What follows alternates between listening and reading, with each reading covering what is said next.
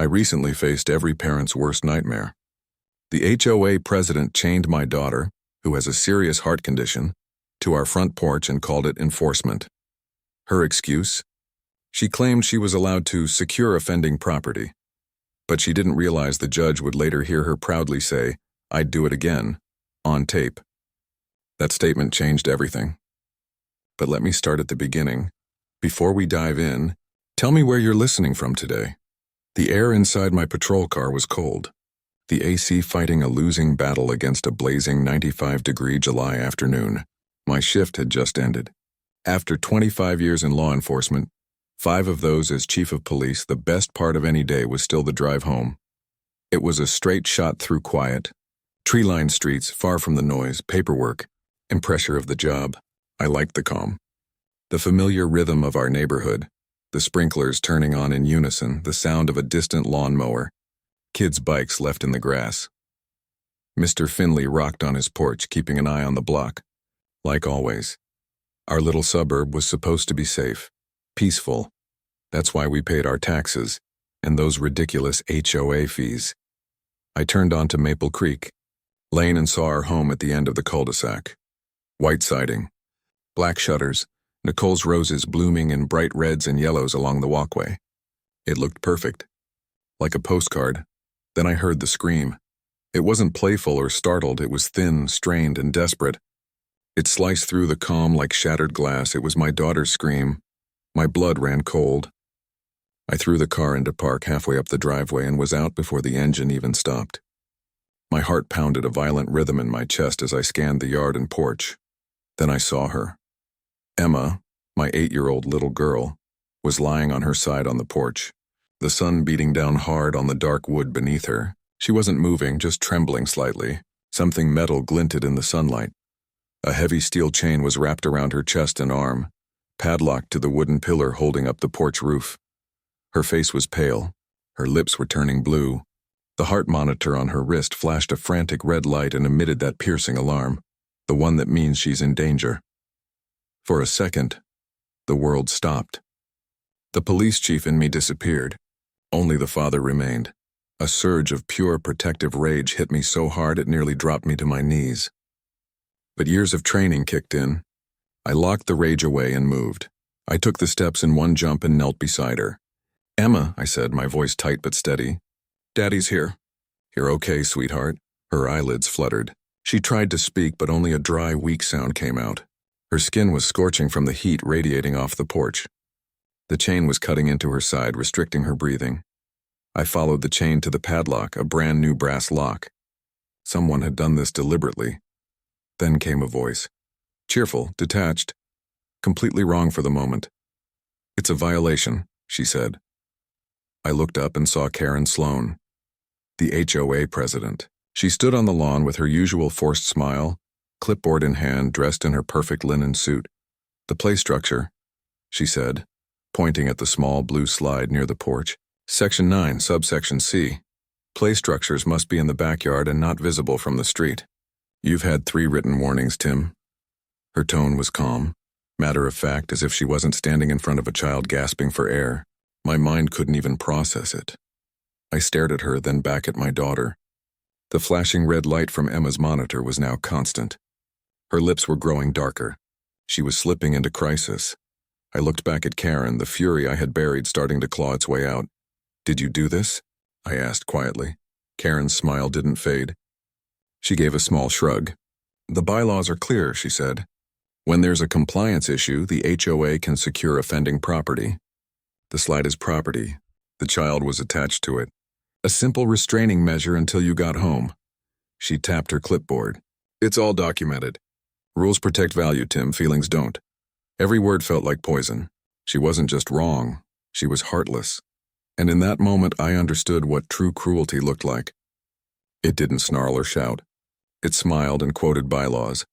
I stood trembling with fury, but my only thought was saving my daughter. The fight with Karen could wait.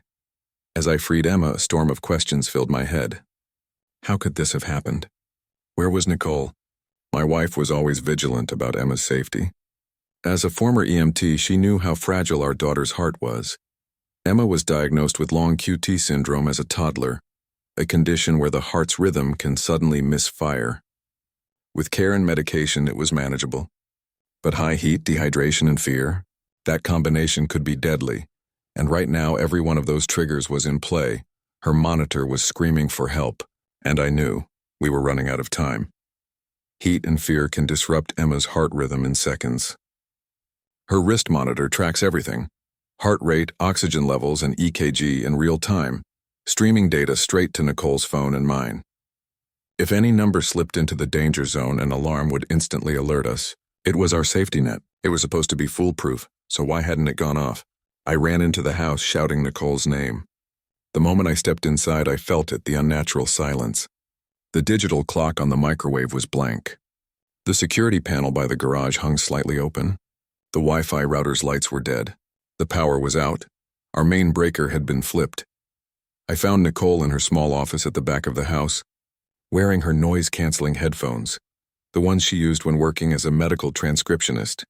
She was focused, typing on her laptop, which was running on battery power, completely unaware of the chaos outside. The air in the room was thick and warm without the AC. A small white noise machine hummed softly on her desk. She hadn't heard a thing. The alarm on Emma's wrist was screaming outside, but inside, the white noise drowned it out. The app alert had failed when the power died. I ripped the headphones off her head. "Nicole, it's Emma." "On the porch!" The confusion on her face vanished instantly, replaced by sheer horror. Before I could say another word, she was on her feet, every bit of EMT training kicking in. She sprinted toward the front door, firing off questions I didn't have time to answer. I ran to the garage. I knew exactly what I needed. Behind a stack of paint cans sat my emergency toolkit. I grabbed the bolt cutters, the heavy steel handles shaking in my hands. These were meant for breaking locks on abandoned sheds or impound gates, never something like this. As I ran back through the house, the pieces started to come together in my mind, forming a chilling realization. This wasn't random. The main breaker had been flipped. I remembered seeing the utility panel hanging open when I pulled into the driveway. Someone had deliberately cut the power. This wasn't a neighborhood blackout. It was targeted. Someone had created a perfect blind spot. No alarms, no alerts, no sound. And the only person who knew our routines, who had the motive and malice to do this, was Karen Sloan. My history with her went back to the day we moved in. She hadn't welcomed us with a smile or a basket, but with a list of violations. Our moving truck had been parked too long.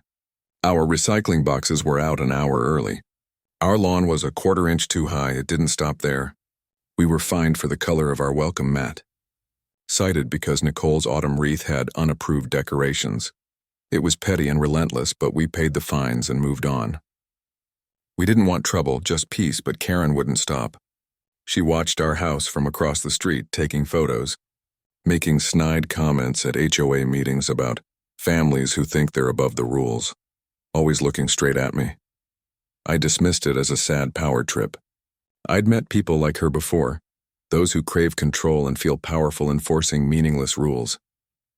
But I had underestimated her. This wasn't just obsession. It was calculation. The white noise machine, the flipped breaker, the perfect timing. It all pointed to one truth. Karen had planned this.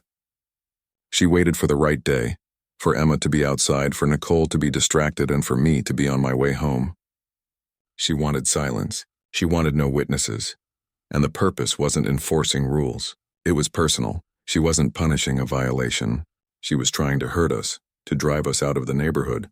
And she used my daughter to do it. That realization hit like a punch to the chest. This wasn't about a plastic slide. This was about hate. As I burst back onto the porch, bolt cutters in hand, the sight stopped me cold.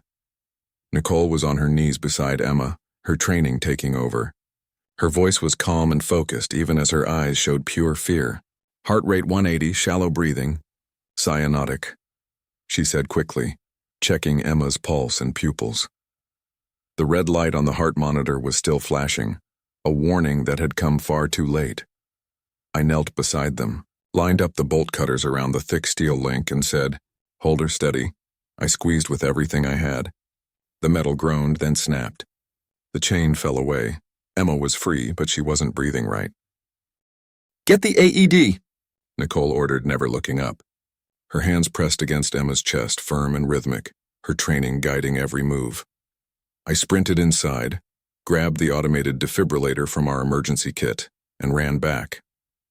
Nicole tore open Emma's shirt with practiced speed, placed the pads, one on her upper right chest, the other on her lower left side, and turned the device on. A calm, robotic voice filled the air. Analyzing heart rhythm. Do not touch the patient. We both froze, watching our little girl's still chest. Shock advised. Charging. Stand clear. Nicole's hand hovered over the button. Clear, she shouted out of habit, and pressed it. Emma's small body jolted slightly, then fell back. It was the hardest thing I'd ever seen, and in that moment the entire world went silent, waiting for the machine's next words. Shock delivered. Begin CPR. Nicole was instantly back on Emma's chest, pressing with desperate precision. While she worked, I grabbed my phone and called 911. My voice was calm, the voice of a police chief, but inside, panic clawed at me like fire. This is Chief Tim Hayes. I need an ambulance at 12 Maple Creek Lane. 8-year-old female, cardiac arrest, secondary to heat stroke and respiratory distress. CPR in progress. I gave the dispatcher every detail, the hard clinical facts, while my mind screamed in disbelief. It felt unreal, like I was describing someone else's tragedy, not living through my own. Within a minute, sirens echoed down the street. 2 officers sprinted up the path, medical bag in hand. The wail grew louder, closer, a sound of hope cutting through the heavy summer air. The ambulance tore into our cul-de-sac, followed by a fire truck and one of my own patrol cars. Paramedics rushed the porch in a blur of blue uniforms and life-saving gear. They took over for Nicole with practiced ease, starting an IV, pushing meds, calling out vitals. Then they lifted Emma onto a gurney. I stood frozen, watching as they rolled her across the same lawn I'd mowed just 2 days earlier toward the waiting ambulance. Nicole climbed in without hesitation, her face set in grim determination. I ran for my car to follow, but stopped short when I saw her, Karen Sloan. She stood by her rose bushes, clipboard hanging limp at her side. Her smug smile was gone, replaced by shock, as if she couldn't comprehend what she'd set in motion. She had sparked a fire, and now she was stunned by the flames. Our eyes locked for a single second. In that moment, I made a silent vow, to her, to myself, and to Emma. This would not stand. The drive to the hospital was a blur of flashing lights and whispered prayers. I tailed the ambulance, white-knuckled, my eyes locked on the vehicle carrying my entire world. Inside the emergency room, chaos ruled, but it was the controlled kind. Doctors and nurses swarmed around Emma. We were escorted to a small, sterile family waiting room, no longer part of the rescue, just parents trapped in agony. Hours crawled by. Detective Peterson from my department, a solid man, arrived to take my statement. I gave him everything. The chain, the padlock, Karen's words, her presence. My voice was flat, emotionless. I named her the suspect, but deep down, I knew this was no simple assault. When the doctor finally appeared, his face said it all before he spoke. "She's stable," he said quietly. "You got to her in time." But it was close. The words hung in the air like judgment. It wasn't just information, it was accusation. And it hardened something inside me. This wasn't an accident or a fit of anger. It was deliberate. A calculated act that had nearly cost my daughter her life. We stayed by Emma's bedside late into the night, taking turns watching her tiny body surrounded by tubes and monitors. Each beep and hiss stoked the fire inside me until it burned white hot. Around midnight, Nicole turned to me. "Go home, Tim. Get some rest," she said softly but firmly. "You're no good to anyone like this." "I'll stay." I won't leave her. I knew she was right, but rest felt impossible. When I returned home, everything felt foreign. The porch was roped off with yellow crime scene tape, my own home now treated as evidence. The hum of the restored power did nothing to chase the chill in my chest. I couldn't sit still. The father in me wanted to run back to the hospital, but the cop in me knew I had work to do. The official investigation had begun, but so had mine. When Nicole came home the next morning to shower and change, she looked different. The grief was still there, but something sharper had taken its place. Focus, determination. She didn't waste time crying. She sat down at her computer and started digging. "Karen's been after us for 2 years," she said, eyes on the screen. "This was never about HOA rules. It's too personal. There's something bigger here. I watched her transform. The terrified mother gave way to the investigator I knew, the one who never missed a detail. She pulled up every HOA email, cross-referenced fines with our bank statements, and built a detailed spreadsheet, a timeline of every citation, newsletter, and veiled threat. While she worked, I paced the living room, my mind looping the image of Emma on that porch. My detectives were doing their part, but I needed to do mine. "I found something," Nicole said suddenly, her voice charged with energy. I rushed to her office. She pointed at her screen, financial records from the HOA's public filings. "Look at the legal fees," she said. "Tens of thousands every month, all going to a real estate firm, one that specializes in development deals." My instincts kicked in. An HOA doesn't need a corporate development lawyer. Something was off. "There's more," she whispered, turning to a stack of old HOA newsletters. Karen hand-delivered the last one. Said she wanted to make sure we saw the landscaping vote notice. She's never done that before. Nicole pulled the newsletter from the stack, and inside was a folded, glossy sheet of paper that clearly didn't belong. She unfolded it slowly. My stomach dropped. It was on the letterhead of Vidian Ridge Estates, a luxury developer notorious for buying up entire neighborhoods and replacing them with high-end condos. The letter was addressed directly to Karen Sloan, an official proposal to buy every property in Maple Creek, contingent on unanimous homeowner approval, and stapled to it was a color-coded map. Green meant cooperative, red meant resistant. Our address, 12 Maple Creek Lane, was at the top of the red list. It was a buyout plan, but that wasn't the worst part. Stapled to the proposal was a detailed map of our neighborhood. Each property was shaded either green or red. At the bottom, a small key explained it all. Green meant cooperative, red meant resistant. Our address, 12 Maple Creek Lane, sat right at the top of the red list. It was circled several times in thick, angry red ink. Next to it, in neat, familiar handwriting, Karen's handwriting, was a chilling note. Target for aggressive compliance. Initiate protocols to force sale. In that instant, everything made sense. The endless fines. The constant surveillance. The petty violations that never stopped. This wasn't about HOA rules or neighborhood pride. It was a business strategy. A calculated effort to make our lives so miserable, so expensive that we'd have no choice but to sell. We weren't just difficult neighbors. We were obstacles. Financial roadblocks standing in the way of a multi-million-dollar real estate project. And Karen Sloan wasn't just a controlling HOA president. She was the developer's enforcer, the ground-level operator sent to clear out anyone who refused to play along. Chaining my daughter to the porch wasn't a random act of cruelty. It was escalation. A message. A warning that she'd stop at nothing to break us. Nicole's hand trembled as she pointed to the bottom of the developer's letterhead, where the board members were listed. My eyes scanned the names and froze. Councilman David Miller, a man who loved camera lights as much as developer checks. Someone I'd clashed with more than once. Someone known for cozying up to money. This wasn't just Karen's scheme. It ran deeper, downtown, into City Hall, and we were right in the middle of it. We had motive. We had evidence. But a piece of paper, no matter how damning, wasn't enough.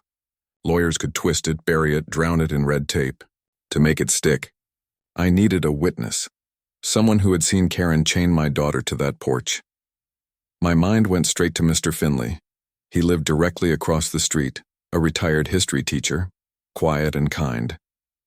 He spent his days tending his garden or watching the world from his rocking chair. Finley saw everything. He was the neighborhood's silent watchman. That afternoon, I crossed the street. He was sitting where he always did, a glass of iced tea sweating beside him. But his usual warm smile was gone. His eyes were heavy. He already knew why I was there. "Tim," he said quietly, "I saw her. I saw the whole thing." Relief flooded through me. "Finley, I need you to tell the police exactly what you saw." He nodded, but fear shadowed his face. "I will. What she did to that little girl, it was barbaric." He described it all.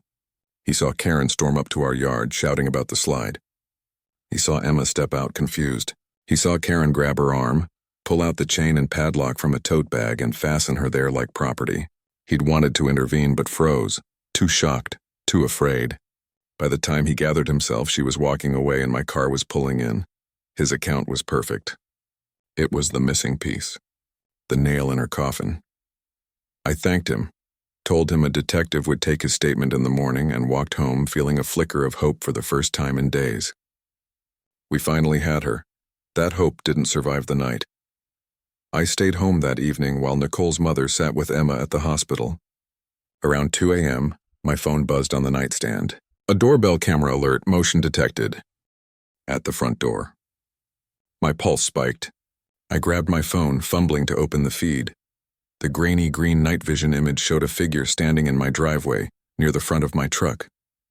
Short, slim hood pulled up, but I knew that posture, that slow, deliberate way of moving. Karen. She stood there for a few seconds, staring at the house. Then she knelt near my front tire, out of sight of the camera. 30 seconds later, she stood and walked away, empty-handed. Was she planting something? Slashing a tire? I threw on jeans, grabbed a flashlight, and rushed outside. The tire was fine. No cuts, no leaks. I checked under the truck, no devices, no damage. It made no sense. Then it hit me. Finley. I replayed the footage. After leaving my driveway, she didn't head home. She crossed the street, walked straight up Finley's driveway, and disappeared onto his porch. I could see her silhouette bending down, placing something on his doormat before slipping back into the dark. A cold dread filled my chest. This wasn't random. It was a warning. At 7 a.m., my phone rang. It was Finley.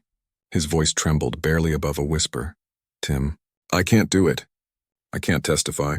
I'm sorry. What happened?" I asked. He was crying now. "There was a bird on my porch this morning. A robin, dead. Its neck was broken, and there was a note tucked under its wing." He swallowed hard before whispering the words. "It said, 'Chirping gets you hurt.'" He broke down completely. "I'm sorry, Tim. My wife's sick. I can't risk it. I didn't see anything." And just like that, the witness we needed, the one person who could end this, was gone, crushed by fear. The line went dead. I had Deputy Chief Marcus Thorne loop in the district attorney. We added witness tampering to the file. Witness tampering. A felony done right under my nose. I pulled up the doorbell footage again, watching Karen's shadow move with that same confident arrogance. I froze the frame just before she knelt by the truck and zoomed in on her face, mostly hidden by the hoodie. Then I saw it. For one split second, she looked straight at the doorbell camera. It wasn't an accident. She knew it was there. She wanted me to see her. She wasn't trying to hide. She was sending a message. That she could threaten my only witness, walk on my property in the dead of night, and nothing would happen. She was daring me. Untouchable. A new rage rose up in me, colder and sharper than before. This was no longer only about justice for Emma. This was about taking down someone who believed she was above the law. She'd challenged the father. Now she would have to answer to the police chief. The next morning, I walked into the precinct not as chief, but as victim. The yellow crime scene tape still fluttered across my porch like an ugly reminder. I went straight to Deputy Chief Marcus Thorne's office. Marcus was steady, by the book, and the only man on the force I trusted completely. I closed the door and spoke softly. "I need to talk to you, not as your boss." I laid everything out. The attack on Emma, her condition, the chain, Karen Sloan, the developer's buyout, the map with our house circled, Finley, and the dead bird on his porch. I showed him the doorbell footage on my phone. When I finished, the room sat heavy with silence. Marcus stared at the screen, jaw tight. "That woman should be behind bars," he said, voice low. "I know," I replied. "But this is complicated. There's a city councilman on that developer letterhead. The official probe is probably going to get slow-walked. Miller will apply pressure, bury it in red tape. Karen's lawyers will file motion after motion. They'll say it's a misunderstanding. They'll paint me as a biased father using my job to punish a civic volunteer. By the time this reaches a courtroom, Finley will be too afraid to testify and the evidence will be diluted." I took a breath. The hardest part was saying what I had to say next.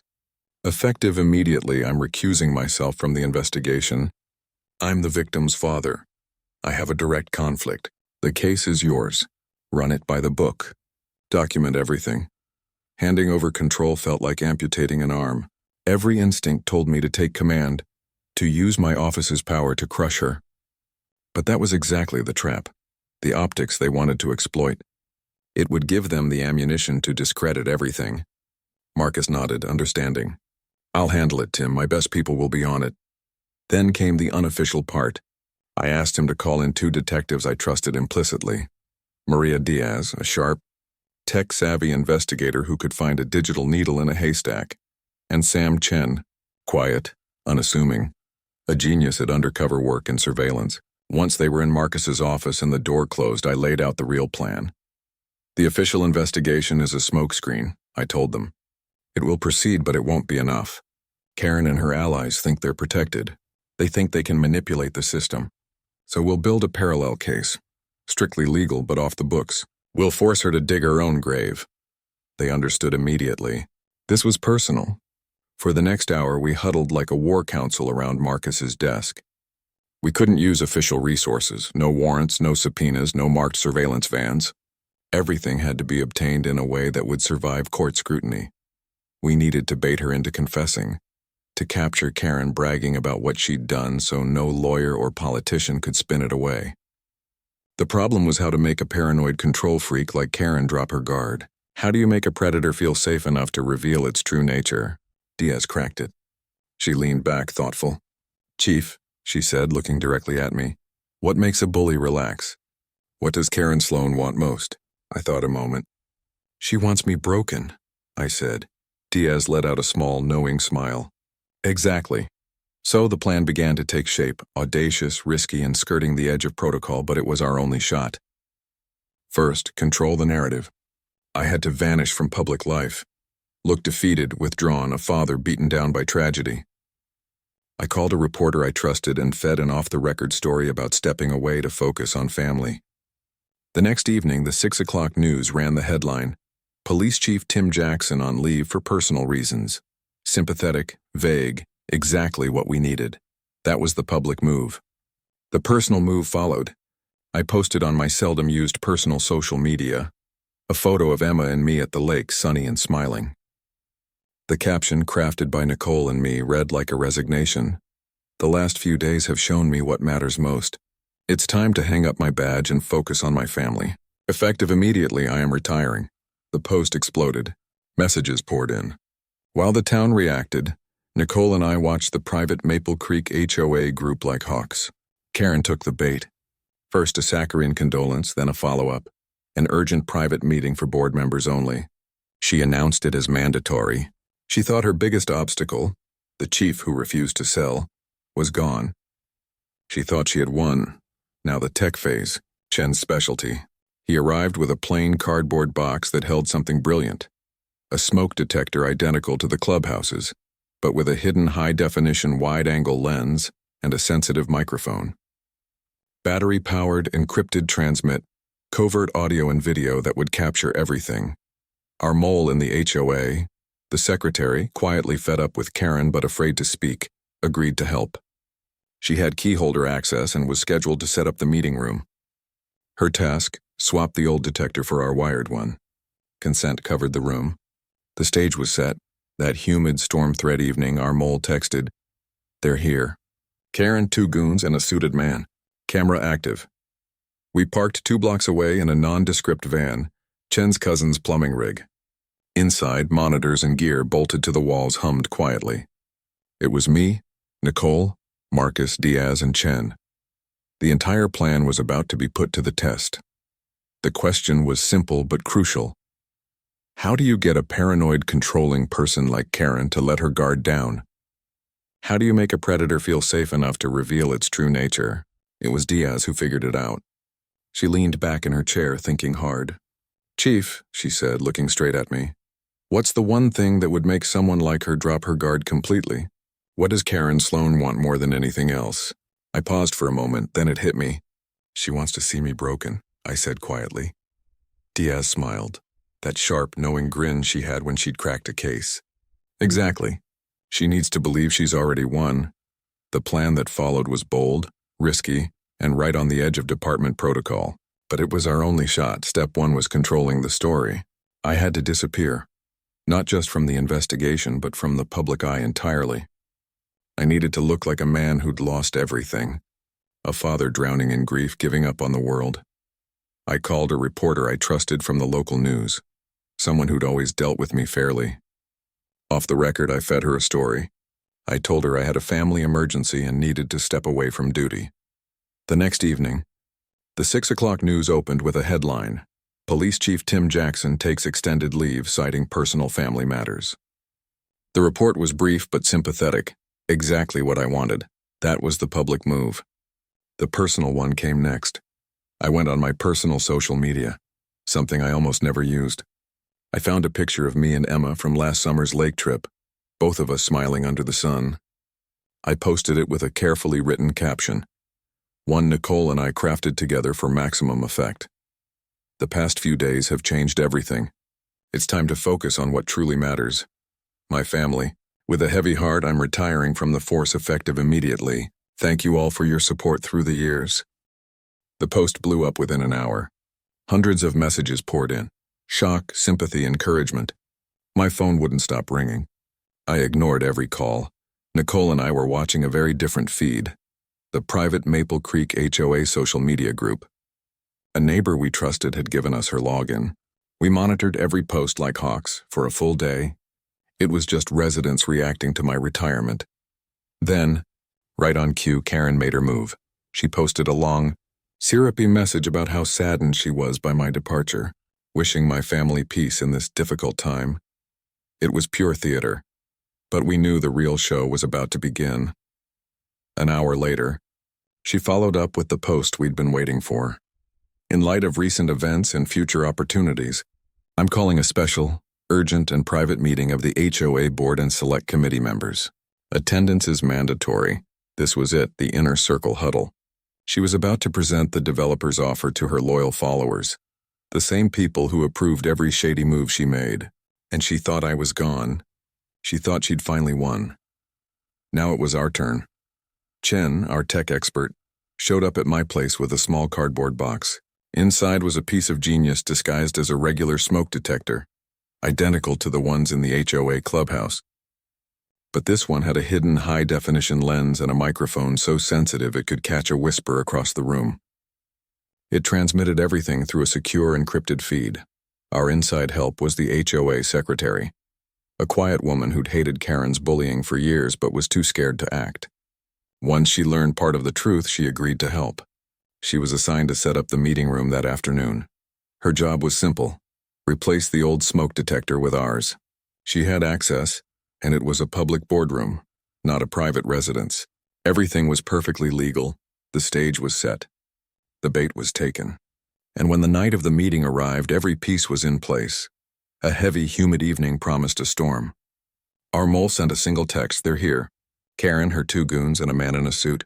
Camera is active." All Karen had to do now was talk.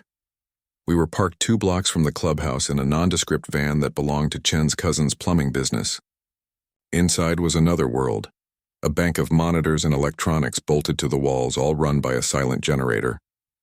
It was me, Nicole, Marcus, Diaz, and Chen, crowded in the cramped space, our faces lit by the green glow of the laptop screen. On it, a crystal-clear, wide-angle view of the clubhouse meeting room. Karen sat at the head of the table, beaming, radiant with triumph. Her 2 hired thugs stood by the door, and beside her sat a man in a slick suit with a predatory smile, the developer's representative. The audio crackled alive. It was perfect. We could hear the ice clinking in their water glasses. "Thank you all for coming on such short notice," Karen began, voice full of false modesty. "As you know, our community has been through a trying time, but every challenge brings opportunity. Thanks to our diligent enforcement of standards, the disruptive element has been resolved." A few cronies murmured in agreement. The man in the suit cleared his throat. "Karen," he said smoothly, "on behalf of Vidian Ridge, thank you for your aggressive handling of the final holdout. Your diligence is the only reason we can move forward tonight." He pushed a thick folder across the table. "These are the final buyout numbers. Extremely generous. Once the board approves, we'll present them to the membership." Karen opened the folder. Her eyes widened. In the van, Nicole leaned forward, knuckles white on the console. "She's not just enforcing," Nicole whispered. "She's getting paid. A 10% finder's fee per a side letter." Henderson, a nervous board member, spoke up. "But Karen, what if the Jacksons don't sell? What if he changes his mind?" Karen laughed, a high, ugly sound that made the hair on my arms rise. She leaned back, all arrogance and power. This was the moment we'd been waiting for. "He's not coming back, Henderson," she said, voice full of contempt. I broke him. She smiled as if savoring the memory. You have to hit people where they live. You don't just find them, you make life unbearable. You take away what they care about. She paused, sipping water, relishing the moment while the developer nodded. That little girl, she continued, lowering her voice to a conspiratorial, venomous tone. With all her medical issues, she's a liability. An ambulance at the house every few months? It's bad for property values. In the van, Nicole flinched as if struck. I tightened my arm around her, feeling a pressure building in my chest. I did what had to be done, Karen said, pride rising in her voice. It was a message. He got it loud and clear. He ran away. She looked around the table, eyes glittering. And if he'd stood in my way, I'd do it again. I swear I would chain her to that porch if I had to, just to get that contract signed. It was effective and honestly, satisfying. The confession hung in the air, sickening and absolute. In the van, no one moved. No one breathed. Chen was already saving the feed, making encrypted backups. Marcus stared at the screen, his face a stony mask. We've got her, he said quietly. Felony injury to a child, conspiracy, admitted motive. We can move in and arrest her now. I shook my head. Outside, the storm finally broke, rain hammering the roof of the van. No, I said, calm but firm. Arresting her now lets her hide. It lets the neighborhood forget. I don't just want her jailed. I want to destroy her power. I want everyone to see what she is. The real stage would be the general HOA meeting on Saturday. That was where the show would be. Saturday arrived bright and clear after the storm. The clubhouse was full.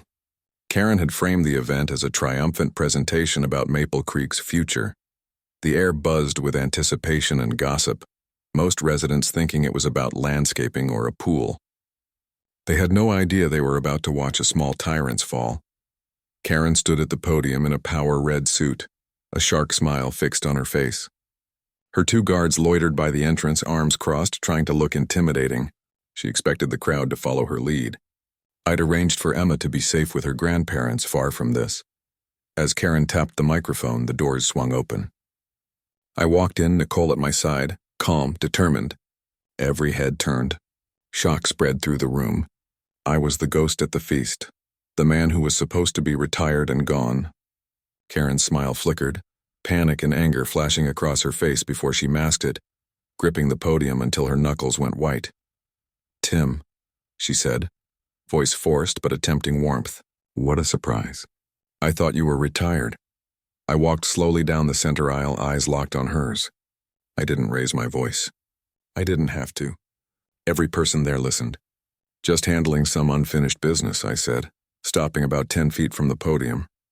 Behind me, Diaz and Chen, dressed like ordinary residents, blended into the crowd near the audiovisual rack, ready for whatever came next. I don't know what you think you're doing, Karen hissed, low and venomous. This is a private meeting. You're no longer a member in good standing. Security, escort Mr. Jackson out. Her two goons moved toward me. I stayed calm. I gave a small nod to Diaz in the back. She pressed a button on a remote. The clubhouse lights dimmed. The large projector screen behind Karen flickered to life. Instead of property values, the screen filled with the grainy green footage from the secret board meeting. The hidden camera's audio boomed through the speakers. The room fell utterly silent as people watched Karen on the screen, her face full of arrogance. They heard the developer praise her aggressive handling of the holdout. They heard her call my daughter a liability. And then came the final damning line. I'd do it again. I swear to God, to get that contract signed, I'd chain her to that porch myself again.